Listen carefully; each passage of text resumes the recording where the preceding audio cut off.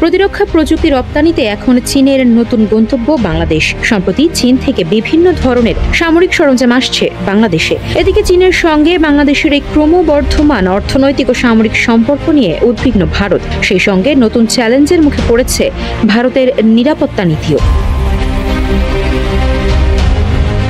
ছাত্র জনতার গণ অভ্যুত্থানের মধ্য দিয়ে প্রতিষ্ঠিত ডক্টর মোহাম্মদ ইউনূসের নেতৃত্বাধীন অন্তর্বর্তী সরকারের সঙ্গে গভীর সম্পর্ক রাখতে চায় চীন। ডক্টর ইউনূসের ক্ষমতা গ্রহণের পর 12 অক্টোবর দুটি চীনা যুদ্ধজাহাজ শুভেচ্ছা সফরে বাংলাদেশ ঘুরে যায়। এমনকি রাজনৈতিক পট পরিবর্তনের পর আওয়ামী বিরোধী দলগুলোর সঙ্গে বৈঠক করেছে চীনা কর্মকর্তারা। এদিকে 26 মার্চ 4 দিনের রাষ্ট্রীয় সফরে চীন পৌঁছান ডক্টর মোহাম্মদ ইউনূস। বিশেষজ্ঞরা মনে করেন, প্রধান উপদেষ্টার এই সফরে দেশটির সঙ্গে সামরিক ও অর্থনৈতিক সহযোগিতার পাশাপাশি গুরুত্ব পেতে পারে তিস্তা ইস্যুও।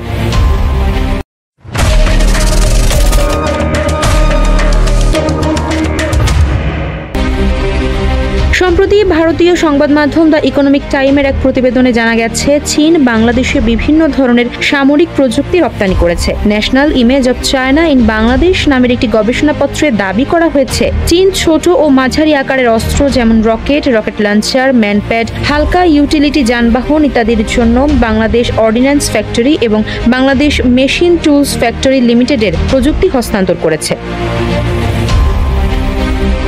বিশেষজ্ঞদের মতে, প্রযুক্তি হস্তান্তরের ফলে চীনের কাছ থেকে সামরিক প্রযুক্তি পেয়ে বাংলাদেশ নিজস্ব সামরিক উৎপাদন সক্ষমতা গড়ে তোলার সম্ভাবনা সৃষ্টি করেছে। আর এটি বাস্তবায়ন হলে 10 বছর পর বাংলাদেশ আরও স্বাধীনভাবে সামরিক নীতি পরিচালনা করতে পারবে।